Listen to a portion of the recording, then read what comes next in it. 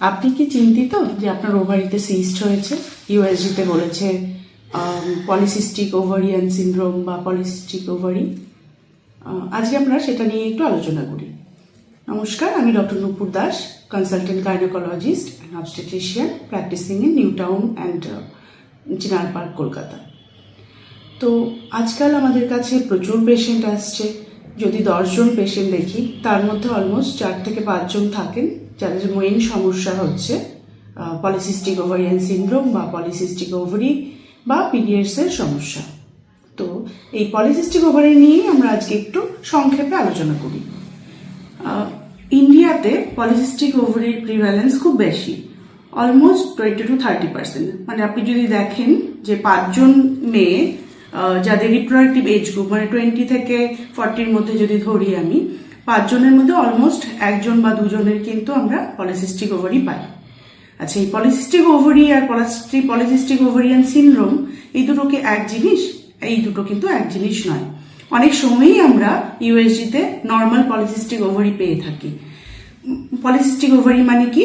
যে একটা এই চেইনের মতো ছোট ছোট ছোট ছোট সিস্ট আমরা ওভারিতে দেখতে পাচ্ছি আলট্রাসোনোগ্রাফিতে। মেইনলি আলট্রাসোনোগ্রাফিতে যখন আমরা পলিসিস্টিক ওভারি পাই, নানা রকম 10টার বেশি বা 6টার বেশি এরকম ওভারিয়ান সিস্ট ছোট ছোট পাই, তখন তাকে আমরা পলিসিস্টিক ওভারি বলি। আর পেশেন্টগুলো যখন আমাদের কাছে আসে তখন তারা খুব টেনশনে থাকেন যে আমার ইউএসজিতে বলেছেন যে 5টা বা 6টা সিস্ট আছে ছোট ছোট, তো এবার কি হবে ম্যাডাম? আমার তো পলিসিস্টিক ওভারিয়ান সিনড্রোম হয়ে গেছে, আমার তো পিসিওএস হয়ে গেছে। কিন্তু এটাই বলার যে 5টা থেকে 6টা ছোট ছোট সিস্ট থাকলেই কিন্তু আপনার পলিসিস্টিক ওভারিয়ান সিনড্রোম নয়। কেন নয়?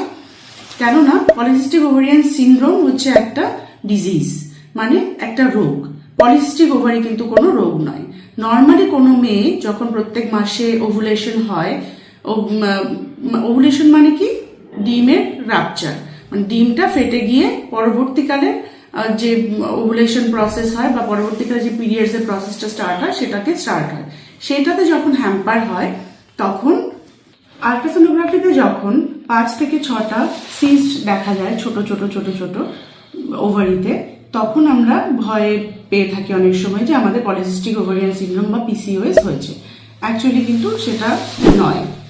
যদি মোর দ্যান 10 ফলিকলস থাকে বা 10টা-12টার বেশি থাকে এবং তার সঙ্গে নানা রকম সিমটমস, যেমন আপনার পিরিয়ডসের সমস্যা হচ্ছে বা আপনার চুল মুখে, গলায় বা অন্যান্য জায়গায় যেখানে থাকার কথা নয়, হাতে বেশি পরিমাণে হচ্ছে, মানে মেল প্যাটার্ন অফ হেয়ার যেখানে হচ্ছে, বা আপনার গলার কাছটাতে কালো হয়ে গেছে, যেটাকে অ্যাকান্থোসিস নিগ্রিকান্স বলে, এইসব জিনিসপত্রগুলো থাকছে, মানে মেল হরমোনের বেশি থাকার জন্য যে সিমটমগুলো থাকার কথা সেগুলো থাকছে। আপনার 1.5 মাস, 2 মাস, 3 মাস হলো পিরিয়ডসের সমস্যা হচ্ছে, বা খুব কম পিরিয়ডস হচ্ছে, একদিনেরও কম সময় থাকছে পিরিয়ডস, 45 দিন 60 দিন পরে হচ্ছে পিরিয়ডস, এরকম সমস্যা যদি থাকে, তখন আমরা তাকে কিন্তু পলিসিস্টিক ওভারিয়ান সিনড্রোম বলবো। কিন্তু আপনার কোনো সমস্যাই নেই, শুধু ইনসিডেন্টাল ফাইন্ডিং আছে ওভারিতে, যে আলট্রাসোনোগ্রাফিতে যে ওভারিতে 5 থেকে 6টা ছোট ছোট সিস্ট আছে, আর আপনি খুব ভয় পেয়ে বললেন যে আমার কি হবে ম্যাডাম? এটা কিন্তু কিছু হওয়ার নয়, সেটা নর্মাল। অনেক সময়ই হয়, প্রত্যেকবার যখন আমাদের পিরিয়ডসটা শেষ হয় তারপর থেকে ছোট ছোট কিছু সিস্ট তৈরি হওয়া শুরু হয়, যেটা বেসিক্যালি সিস্ট নয়, ফলিকল।